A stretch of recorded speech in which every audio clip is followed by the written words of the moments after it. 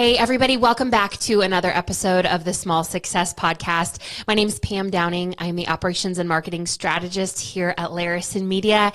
And you guys, we are so glad to be back in the studio. We took a holiday break and we are so excited. We've had a really busy January, but we have missed being here on the Small Success Podcast and we are back. So I want to introduce you to the people in studio with me today. My co-host, my boss, my friend, Drew Larison. How are you? I'm fantastic. How are you? Good. It's good to have you back. It's good to be back. It is. In the studio. I haven't heard my voice like this in a while. I definitely missed it. There's nothing like it. It's true. No, we had a busy January, onboarding a bunch of new clients and all the things that happen with the new year, and now we're back. But I'm excited about the audio blog things we're doing as well. Yeah, if you guys haven't seen that, we are starting this new series of audio blogs where we take some of the content that's over on our website. If you're not a reader or you don't have a lot of time to spend online, you can still intake some great content by just listening to it. None of them are going to be longer than 15, 20 minutes, and there's some great info, especially for small business owners. So check that out. Yeah, good for commutes, good for treadmill walks, all those things. So, all those things. Yeah, excited about that, but excited to be back in the swing of interviews and things like that. Me too. Well, we're going to jump into an interview today, and I'm really excited about our guest.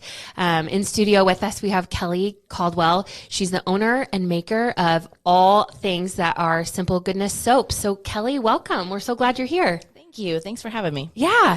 So we want to hear about you. Tell us about yourself and your background, and how did you start Simple Goodness soaps? Sure.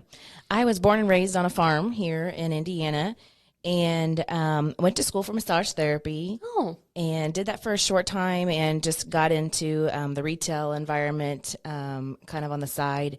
And it took over my life a little bit, and so I kind of let the massage therapy thing go. But I have a daughter that is 10, and I just wanted to be able to spend more time with her and my family and just get back to the basics of life. And so just started making soap when she was 1.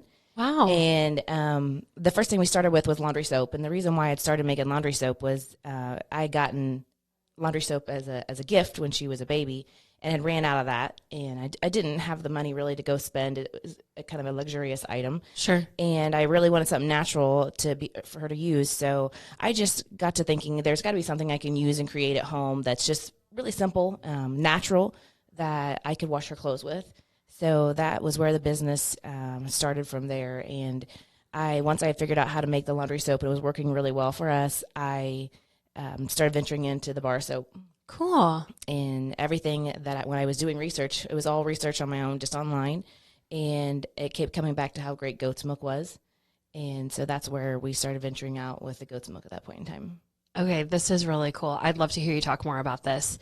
So this is so interesting for me. So you have the farm history. Were you raised around goats? Like, was that an animal that you're familiar with? Mm-hmm. Yeah, I was raised on a livestock and grain farm. Okay. So we had grain, and then we also had cattle, hogs, goats, chickens, rabbits. Okay. I was in 4-H, so I did the whole shebang. And so I was very familiar with them. We did milk the goats when I was a kid. Okay. And we just used it for homemade ice cream when we wanted to. It makes really good homemade ice cream because of the butter fat in it. Wow. Do you think Simple Goodness soaps might ever become Simple Goodness ice cream? I'm totally kidding. I don't think I'm so. not. I think that's a great idea. Now we're really interested to try this ice cream. Okay, so so you did the research. I love hearing that, it was kind of born out of your own kind of personal need. Like, there has to be something out there for me and for my family. So found that was goat's milk. And where did it go from there? Because I see where you are now. I mean, we'll talk more about this later in the podcast, but to know it kind of started small to where you are now, I'd love to hear you talk about kind of that growth and when did you get your first goat, or what does that look like, the goat and the milk production and translating to product? So when we first started making, I bought the goat milk from a local farmer. Oh, okay. I didn't have goats, and so I purchased it from them just to get a start. I honestly had no intention of making this into a business. I was just going to make it for us as a family. And when you would make these products, you would end up in large bulk, more soap than what you're going to use in a year. And so my husband said, why don't you just take what you have left over to the local farmer's market? So I did that, and I did that for I did it for 2 summers. Okay. And just started hearing these amazing results that were coming in that were things that I never even imagined. I was just trying to make a great product for our family. Yeah. And I had people that were coming up to me and saying that it had cleared their skin up from having chemo treatments from cancer, and kids that had eczema, and how it was clearing their skin up. And so that was when it first dawned on me that I really had a good product. Yeah. And it was going to be better for everybody, not just myself. So what does that feel like to hear feedback like that from people? It's amazing, really. It's really what makes me feel like I have a success. Yeah. You know, it's not so much about the money for me as, as just knowing that I have a good product and it's really helping people out. Yeah. I mean, I'm like, to hear about like the kid with eczema, I mean, that's something that changed that family's life. Yeah, exactly. Wow. Okay. So, I'll ask you kind of the same question, and then I'll flip it on itself. What have been some of the challenges that you've experienced with your business, and what have you learned from those challenges? So my biggest challenge is that I had a full-time job when I was starting this out. Okay. My dream, was that this would be really neat to be able to be a full-time job. Mm-hmm. And once I had figured out that I had good products, but being a mother of children and working a 50-hour-a-week job and then trying to create a new job on the side, just really trying to get that work-life balance was probably the biggest challenge for me. In fact, there was a point in time where I gave up and I stopped making for about a year. Okay. Because I was just at my ends where I felt like I couldn't do anymore. I was sleeping 2 and 3 hours a night and didn't know whether I was coming or going. And finally just got the strength up to just say, I need to work really hard, and it's going to be really hard to climb up the hill. It's going to be very challenging. There's going to be, nights where there's 2 or 3 hours of sleep. But once I get to the top and I can start heading back down, it's going to get, much easier. Yeah. So I just had to really fight hard for about a year. And that was probably my biggest challenge. Yeah. I feel like we've talked to other small business owners that, like, especially if you're in that place where you have this dream or this passion and you're working really hard to pursue that, while at the same time holding a full-time job somewhere else. In addition to all the other responsibilities that life has, it's a lot. Yeah. I mean, you did it the right way, though. A lot of people in the entrepreneurial world, or they're getting into it, they think like, well, what's the magic code, right? And like majority of the time, what it actually is, yeah, you do have a full-time job, but you're staying, the 8 hours you work at your job, there's another 8 hours at the other end of it that you could be doing something until you build it. And hard work is the magic code. Right. Yeah. So you did it the right way. Yeah. What made you decide goat milk as like the base of everything? So goat milk is really high in butterfat, so you get moisturizing from that. Okay. So basically when you make soap, you can use water or you can use milk. Okay. And most of the time in most handmade soaps, the oils are the same. So like coconut oil, palm oil, shea butter, olive oil, a lot of those oils are very similar, but the milk just adds that extra moisturizing, and it also it's also high in nutrients. So you get the minerals and the vitamins through the milk. Your skin's able to absorb that too. Was there goat milk used in the laundry soap? Yes. Oh, there was. Well, not originally. We Okay. do now. I'm sorry. So when we originally started, no, it wasn't. We shaved just a bar of soap and used that. And Is that mainly or I guess it's to clean too? Yeah. And the scent as well, I'm guessing, right? yeah, you get a little bit of scent from it. We add fragrance to our soap now, but we make a special bar of soap that actually we grade and put that in there now, and it has like lavender and lemon essential oils, so those are really good for cleansing anyways. Gotcha. So what research did you do to this to come on the idea of goat milk? Was it another goat milk product that you used that you really liked, or? No, that's what's so crazy. I had never used a goat milk product in my life. When I would research, I just Googled everything, like what are the best recipes for making a soap? What are the best oils? What are the best? And I just everything kept tweaking it to making it how you wanted it. Everything just kept coming back to goat's milk. So that was why I decided to go with that. I've never made any other kind of soap besides with goat's milk. But you had it as a kid, so you had like some familiarity, and then it all circled back. Yeah, I mean, like I said, we only ever used it in ice cream, and I don't know that. It's so funny to me that goat's milk has a higher fat content than like cow's milk. I mean, it's a much smaller animal. And isn't it like goat's milk is unique? It's still goat's milk, but from another side of this, I know, like for baby, there's something about digesting goat's milk. I know what we're talking about is like topical usage, obviously, like for skin and using it in soap for cleansing clothes or. Wasn't it lactose free? There can be. Kelly It's can very speak to similar this, to I'm that. sure. Yes. So Because there's a my lot mother-in-law can't do dairy, but she loves like goat's cheese and stuff like that. Yeah, correct, exactly. So there's a lot of babies that cannot drink milk, but they can drink goat's milk. Mm-hmm. Interesting. Yeah. Well, this is, I guess, sorry, I'm just fascinated. I'm a hobbyist of mine, so like I hear different things and I want to jump all over it. But so you said something about you get to like, you were talking about that mountain peak.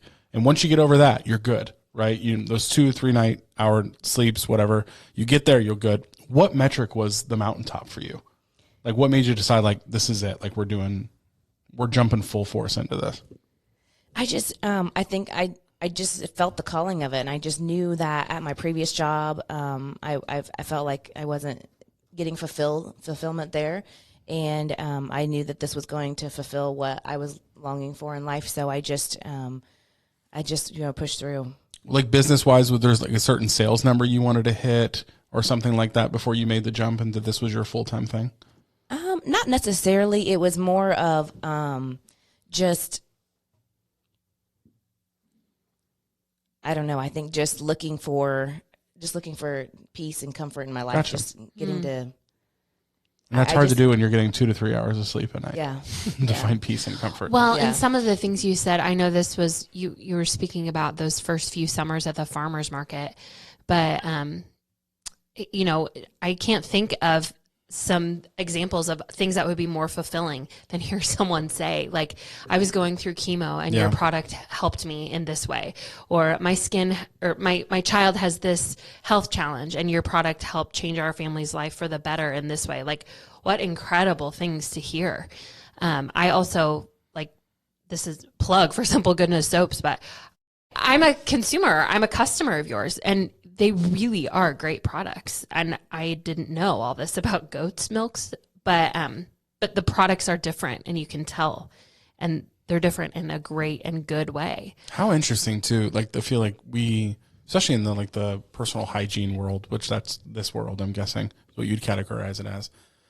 The more time goes along, like the eczema and those type of things, it's all, I mean, it's not like we've created goat's milk in a lab. Like it's something very natural that's just always been there.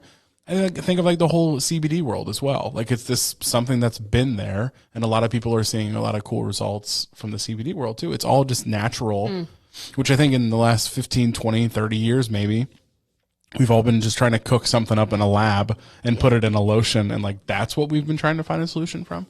Then you have all these new natural things coming out. It's like, nope, this has been the secret all along. Yeah. Could have saved a lot of money from the science people. Like, saved a lot of money there.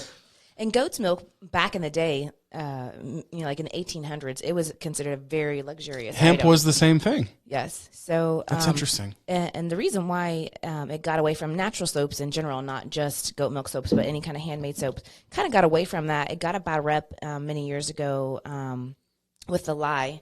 So back when our great grandmothers probably would have made soap, maybe even a little bit further back, when they would have made soap and used the lye, it solidifies, or is solid when you make a loaf within about 24 hours. They'd slice that thing up, hand you the bar of soap, you go in the shower and wash up. Well, the lye at that point in time is still lye. It's still milk. Define lye for people that don't know. Lye is actually a natural ingredient. It's created when water is poured over ashes, and then you get these like a crystal kind of. Okay. That is what that's what makes soap. And if anybody tells you that they have a natural soap and it has no lye in it, then they're lying. That's kind of that's the saying. So if it doesn't contain lye, so you go to the store and you buy a bar of soap, it's going to be called a detergent bar, is what that's going to be called. It's going to contain other things besides what you would get in a natural soap.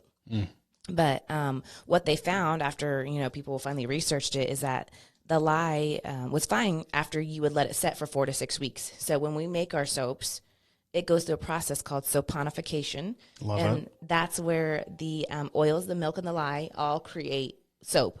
But you need to let it set for 4 to 6 weeks so that it goes through that process and you no longer have the lye that can burn your skin. So I didn't know what the negative was of lye. Yeah. I guess. So it can burn your skin. It can burn your skin, yeah. Gotcha. Mm-hmm. So I wear gloves when I first make the soap because when you first use it, it can burn your skin.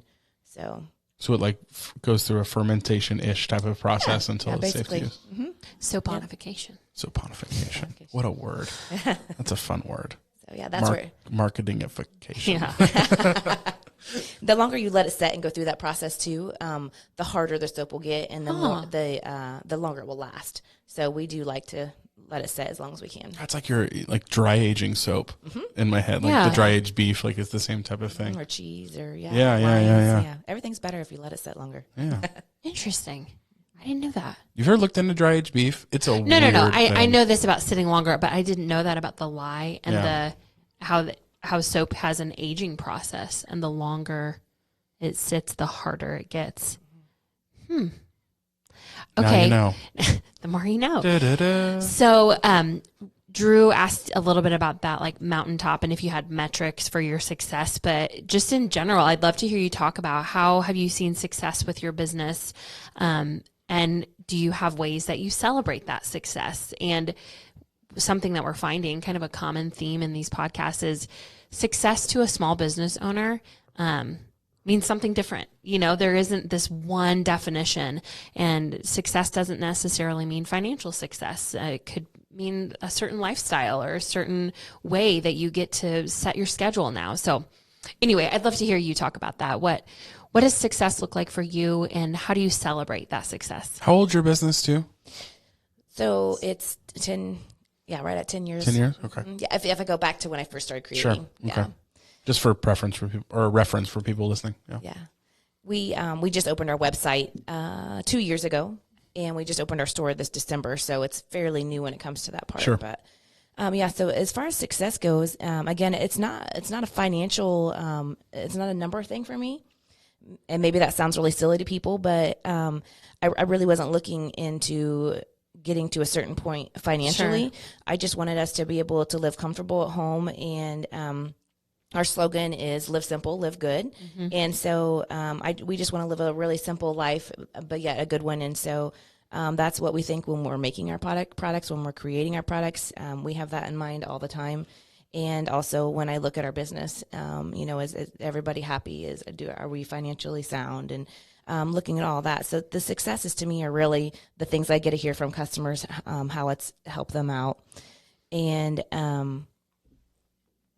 as far as how we celebrate those is, and this probably isn't maybe a good celebration, maybe how everybody else would think of celebrating, but we just try to put the money back into our business and purchase things that we are doing currently that make our job a little bit harder, if that makes sense. Sure. So when I first started out making bath bombs, I was doing that all by hand, and my hands were getting very, very tired. And so when we got to a certain point and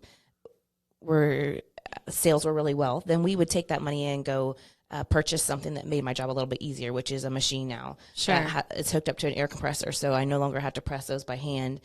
We just run them through that. Cool. So it's really more of just putting that money back into our business, I guess. Kind of investing yourself. Mm-hmm. Cool. Let's see. So I know, just because I'm a customer of yours, you have the retail store, which that had to be a really exciting and big decision.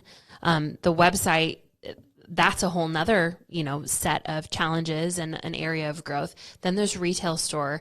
But I'd love to hear you talk a little bit. I know, are your products for sale in other retail stores besides your own storefront? Yes. So we currently have 18 locations that carry our products. And how do you make those connections? How did people find you and say, hey, we love your product. Can we carry it in our store? Or were you pursuing kind of these different outlets for sales? I've had a few that have approached us, but I have really tried to go and look for those places where it just felt like home to me when I went in there. Yeah. We've had a couple people that have asked us to carry our products, and when I go into their location, it doesn't feel right. It doesn't feel like home, and I just wanted to make sure that I put it in the right places, that I wasn't just putting it somewhere just to make sales. I wanted it to feel good. I wanted it to represent our products well. Sure. And feel like a fit for your brand and what you're about. Sure, because I want it to be just as successful for them as it is for us. Yeah, yeah. So thinking about your journey, I mean, 10 years, that's a long time. And I know there's been kind of probably different chapters and different seasons for Simple Goodness Soaps. But the reason our podcast exists is to help small business owners. So I'd love to hear a little bit from you about what tips or tricks or advice would you have for a small business owner who's just starting out, or maybe they're 5 years in, things that you have learned that you could share that would be helpful for them. I would say one of the biggest things I have learned is to not compare yourself to other people, not compare yourself to where other businesses are. And I got caught up in that for a while, and especially other soap businesses that maybe already had a website before I did, or they already had a store location, and you constantly compare yourself to them. Then you almost feel like you're failing because I'm not where they are, but yet they started they opened their store 10 years ago. Yeah. I just started venturing out and figuring out what I was doing then. So I think comparison can be one of the worst things that can damage a business trying to figure out what they're doing or starting out. And then I would just say, like I talked about earlier, just not giving up on yourself. You're going to fail. Mm-hmm. I fail I shouldn't say every day, but I fail a lot. I'm trying to create new products. So there's all different kinds of ways, but I have to do that to be able to get to the next step. I have to have some fails to have some successes. Yeah, I love that. I don't love the failure. I just mean, I love hearing that lesson because that's so common. We have yet to speak to an entrepreneur that's like, yeah, I just did it and it was easy and I never made a mistake and there was never failure. Especially in your world, I'd imagine some of the failures that you stumble upon probably lead to better success when you know what not to do. Right. Then you learn, okay, well, this is actually what really works.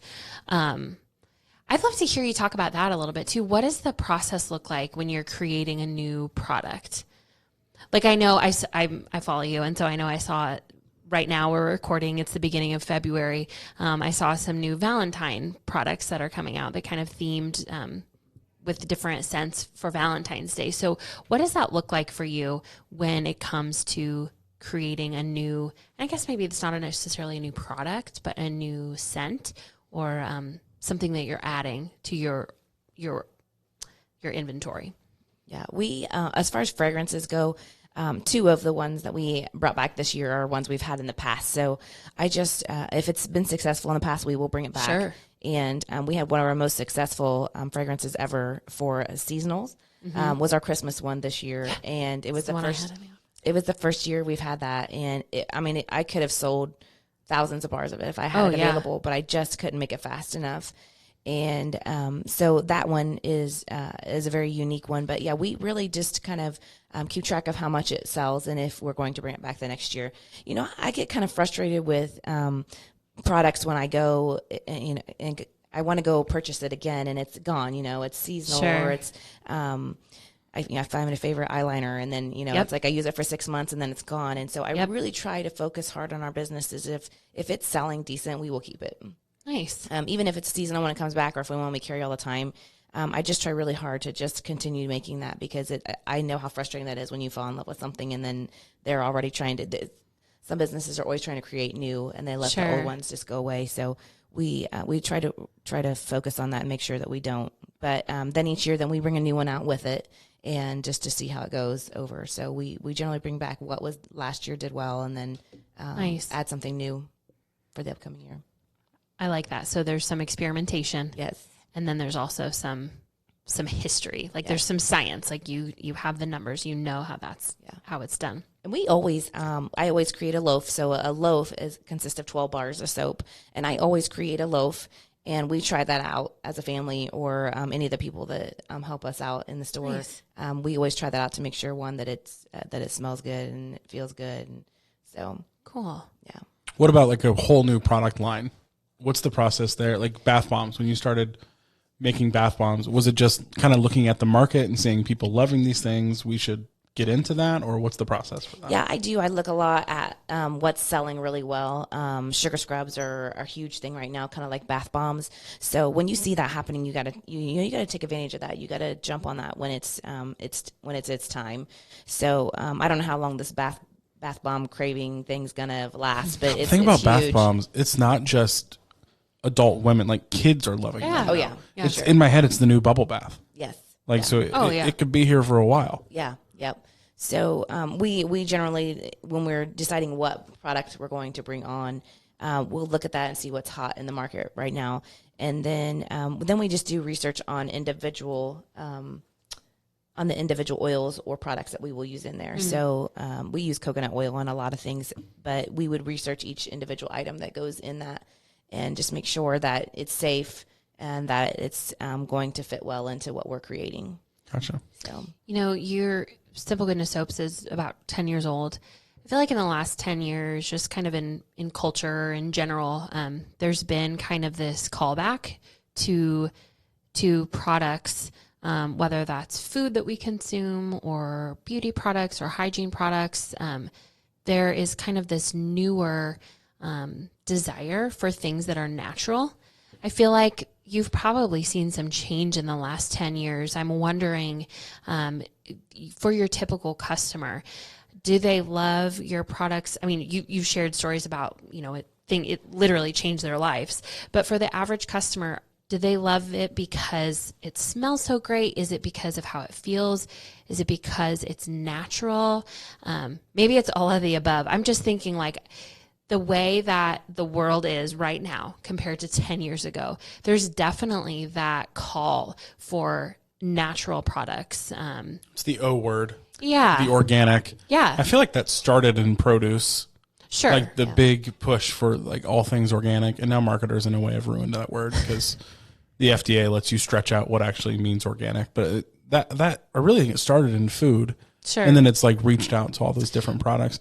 But at the same time, I think the internet has helped people like yourself exist, or companies like yours exist. Because I mean, if a mom at home was trying to make something and like try to build a business, imagine doing that without Facebook now. Right. Exactly. How would it happen? So the internet has made organic businesses, homemade things, goods, things like that completely possible. In the past, it would just be if you weren't a big box store, you weren't going to make it. Mm-hmm. Yeah, there's been a huge shift in that. You can tell by people that are just wanting to purchase local. Yeah, because even farmers markets, huge. You use social to push everybody to go see you at a farmer's market. Yep. But so I'm just thinking too, like the average shopper, what they're desiring is changing. Yes.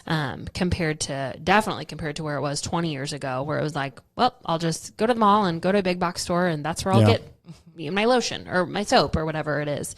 Well, like for example, like the store I went to over the weekend, I'll completely give them a shout out. Mercantile 37 is like a cool little. What do you even describe that store as? A maker store. Yeah, It's all handmade. It's all handmade or vintage. Antique items. Really, really, really cool place. But one of the things I loved about, they make like custom furniture using reclaimed wood and all those things. But something I loved about the wood they use, most of it is local, like to that area around where the store is. I'm like, how cool is that? But I wonder if my grandma would ever think that would be a neat thing. Or, if she would ever think like, oh, that's cool that it's repurposing the wood. So, I mean, you're right. Like this whole mindset of consumers of organic or even locally made goods like that. Because we haven't really talked about this. You said when you started, you bought goat milk. You've got a whole, I don't even know what the word would be for a lot of goats. I almost said gaggle, but that's geese. Herd. You have a herd of goats now. And like, that's your supplier. And people like that. They like that they're ingredients in their product came from your yard in a way that they can drive to and see, and they know, like, the soap I used this morning came from those goats. So that mentality is definitely changed of sorts. Yeah. Mindful. That's Mindful, the word I'm looking for. But then again, I will, like, marketers need to take credit for that too. Because I think marketers have made it desirable for people. Like, you want something that's, close to home, or you want something that's organic. I mean, in a weird way, marketers have made us all terrified of pesticides, probably, because they can charge more, it's business. Sure. And it's showing the value too, can you go to the store and pick up a bar of soap? Sure. But it's nowhere near the same in quality and ingredients, and some of the benefits that you'll get. I'd love to talk more about your goats too. I'm just curious. And I think this is a fascinating thing. If you're a customer, like, Kelly is the one up in the morning getting the goat's milk. I mean, that is something that sets you apart. That's unique. I think it is still a really cool story to hear that you purchased the goat's milk from a local farmer. But now part of your story is that you are the one. You're the local farmer. You're the local farmer, yeah. And that's the thing, too. You're saying things that set you apart. I mean, there's probably a Dove soap that they say has goat milk in it. You know what I mean? Like, because that need or that desire has been, there's probably big box stores that have that, but people want it from you because, what, does Dove have a farm? Like in the front of their office? No. So sorry, I just thought of that too. Yeah, like, no, it's true. The big box companies, they try to make whatever the goat milk aspect not unique to you, but still it is, because they're your goats. Yeah. You've got a herd. They've got a factory. And it's very similar to the organic thing. Yeah. You can be totally misled because someone can put that it's goat milk soap, but they may have put 2 drops in it. Marketers ruin everything. Yeah. We put the maximum amount that we can put in there. So we use 19 ounces of milk in a loaf. That makes 12 bars. So there's a little over an ounce in a full bar. That's a lot of milk. So a lot of people won't do that because your milk is one of your most expensive things going in there. So a lot of people will cut back on the milk. Dove is probably just like dipped in it. And there you go. There are actually people that make soap and they just put the fragrance on the outside of the bar, because fragrance is also very expensive, especially if you have essential oils in there. It can be very expensive too. And so they'll actually just coat the outside of the soap. And all of this makes so much sense because corporations care about one thing. The bottom dollar. Bottom dollar. Yeah. What is the thing, like you've said, you care almost least about? The bottom dollar. So you're doing it right and people are paying for it. Yeah. And it matters. Yeah. That's really cool. What time do you wake up in the morning to go see the goats? I usually get up about 5 a.m. Okay. And we do have milking seasons, we call it. So I don't milk year round. Okay. So during milking season, about 5. And it just depends on how many we're milking. So right now, all of the mothers have not kidded. So there's so much terminology today. We were talking a little bit before we pushed record, and there's so many words for goats. Yep. And so not all of them have kidded yet, so I don't have a whole lot. We are milking at this point in time, but I prefer to milk more in the spring, summer, fall because it's cold out there. Yeah, sure. My hands get kind of cold. I still milk by hand. We hope to save enough money that we can purchase a milker this next year. So that's kind of in the working. That's a machine, not a human. It would be a machine instead of my hands. So yeah, because how many goats do you have? We have 13 right now. So 13 in your herd.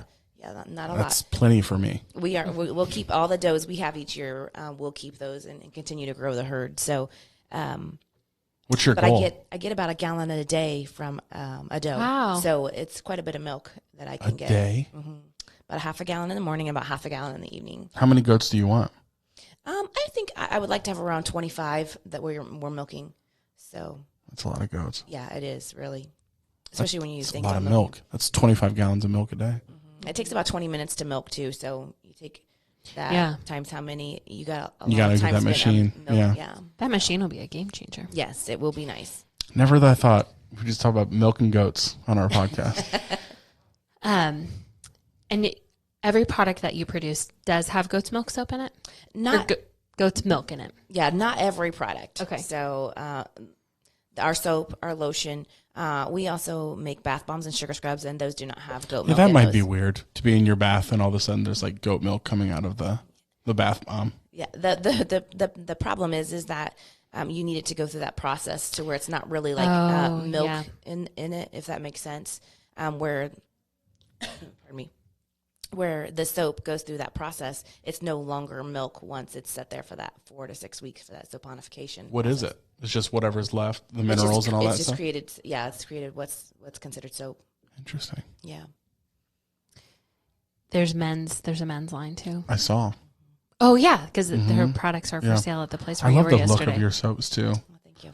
Just I don't want to say jagged, but it's just not uniform. You know, like it's, which leads to even more of like, you feel like this is unique, small batch, like that type of, As you grow, because you know that thinking about a herd of 25, that's almost double from where you are now.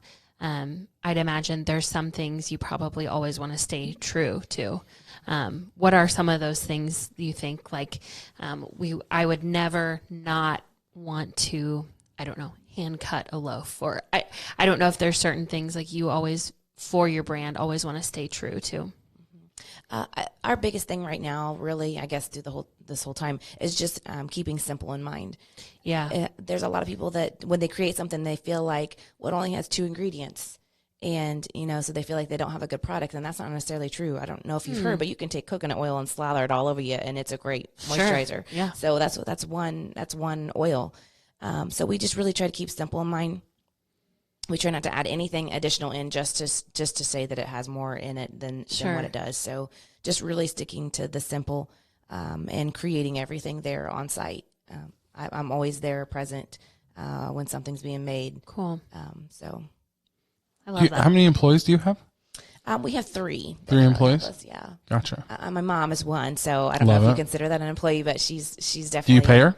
Yeah. She's an employee. Yeah. Pay her in soaps? I don't pay her near what she's worth. Let me Sure. tell you that. Yeah. Not even close to what she's worth. Yeah. So That's Well, awesome. tell us about that. When did you hire your first employee, and what was that process? she retired from her full-time job. Just Your mom was your first employee? yeah, Okay. a year and a half ago. So about a year and a half is really it. Now, my husband has been tremendous through the last, especially 5 years. He was staying up late with me at night too, making things that wasn't just me. Don't let me fool you.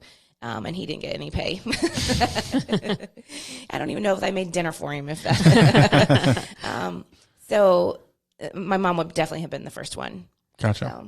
What about the second one, I guess? Second one's been helping us about the same amount of time. Okay. It's probably been about the same amount of time. And just production type of employee? Yep. Yeah. Yep. She's, we call her our scraper. She's done other things besides that, but we actually, she goes and scrapes and looks over each soap, and makes sure that it looks good. It doesn't look like there's something wrong with it. And, she, makes sure all the edges are soft so that way you don't get a jagged edged soap. And just make sure it's really pretty and ready to go. Did I say the word jagged when I described your soap? Jagged? Well, Did I? it has a wave on the top. That Yeah, may have been what okay. you said. Yeah. But, when See, I you thought actually, it's an actual term. Okay. when you cut the soap, it leaves a jagged edge. And so she smooths sure. that out with a knife so that it has nice smooth corners. And so that's her main job is what she does. But How big do you want this thing to go? I'm going to be real honest. I don't want to get so big that that I'm no longer creating stuff. If that makes sense. You see these companies that grow really big, and then the owner has to become just where they're managing their people. And I'm okay with managing some people, but I think at that point in time when I'm no longer creating something, I've really lost my dream because I really want to be involved. I want to create. It's what satisfies and what fulfills me. And so I don't know. And when I think of big, I think of I'm no longer probably creating products. I'm probably just managing a business.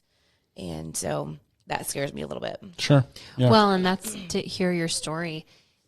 That's not why you started, right? Like you didn't start this on the side and run on barely any sleep so that you could manage a business one day. Right. It's to fulfill that dream of helping people and of being creative. So actually, this is really interesting to me to hear you talk more about the creative side because obviously that's what you're doing. You're creating the soap, but I'll get some pictures from you when we post this podcast. But each bar itself is beautiful.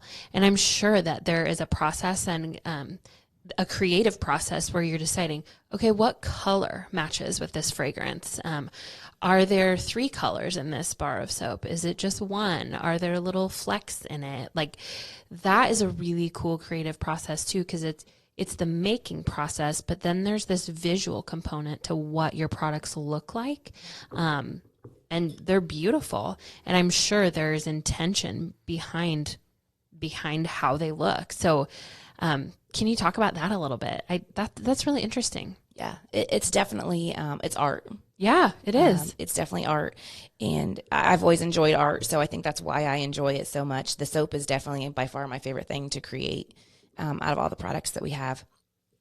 But you said something else there. Yeah, I asked about can you just talk about that creative process? Because to me, I'm sure there's like 4 in 1, but I'm thinking 2 in 1. There's the making process, but there's that aspect of art and creativity in making the choice of like, okay, this is the, what's one of your fragrances that I have, like the honey and oat one. And thinking about what that looks like, you're making a choice. That's not bright blue. Right. So how do you decide what matches with what product? Yeah. I think, again, it's part of the art of it. Yeah. And so like the oatmeal and honey, for instance, oatmeal and honey is a very natural and very simple. We add no coloring. We do nothing to it. It's very simple. We let it do its own coloring. It's just very natural, because I think when you think of oatmeal and honey, you think of just very simplistic and natural. Black raspberry, for instance, we make that white and like a raspberry colored swirled with black drizzle on it. And so, we just try to really think about the name and how, our clean ones, our clean fragrances generally have a very simplistic look to them, just because when you think clean, you think very simplistic. So there's been many times that I've made soaps, and I might even sell it the way that I created it for a year, and it might bother me that whole time. I'm like, this just doesn't look right. Something just doesn't match it right. And so after a year, we may go in and change the look of it. We usually make an announcement for it, because people get used to using the same bar, and they, well, it used to be blue when I got it, now it's not. So we generally make an announcement too when we change something like that. But I can definitely tell you that the look of the bar makes a huge difference on your sales, because we used to make a really basic, simple bar. It had a very flat top, no jagged or waved edge, and we didn't use any coloring or anything like that in there. And once we started creating them, more artistic and very pretty, and our sales just skyrocketed. It's that artisanal look that people really like. Yeah, because it looks like it was cut not in a factory. Right. Yeah. And especially when you can tell they all look different. It's not like where they're the same level of color in each one. They're each unique. So you can really tell she's an artist, because like when you ask her to describe her creative process, she's just like, really what you were saying, like, you just do it. Yeah. So it's you can tell it's art, and creation is something that's really just natural for you. Mm-hmm. Well, the really cool thing about that to me is the thing that you love the most when you made that pivot to like, okay, we're not just doing a plain rectangular bar of soap. Like when you got to do you saw the success in your sales. And I don't know if that was an intentional choice or like an experimental choice. Like, let's try this and see what happens. But to me, that is a really cool, affirmation for you as a small business owner and an artist. Like, the thing that I love to do the most is actually the thing that my customers love the most. Yeah. So that's really cool. Yeah. And I think it's very similar. If you go out and look at other soap lines, they all have a certain look. And you could probably set 4 different bars in front of me, and I could probably tell you what company they come from. Sure. Because it's like your home. Your home represents you. And the soap is very similar. It represents each person that creates those. And so, like I said, I could tell you, if I looked at, 5 bars of soap, I could probably tell you what local soap company is making those, because it represents them. Yeah. And you're right. When you said the artist thing, I'm thinking creative. You're right. they're like artists. You can look at 5 different paintings and they're not the same. And that's part of the beauty, is that whoever was the creator behind that has their own style. Super cool. Really, I mean, translated to business, it has their own brand. Right. Right. I mean, so I hope Larison Media has our own style of all the things we create, and that it's our brand. Yeah. So, okay, we have a signature question that we ask everyone who is a guest on the Small Success podcast. So as we wrap up here, I cannot wait to hear your answer to this. This could be anything. It could be a habit, a decision, something fun, silly, or very serious. But what is one small thing that you have done over time that's contributed to your success?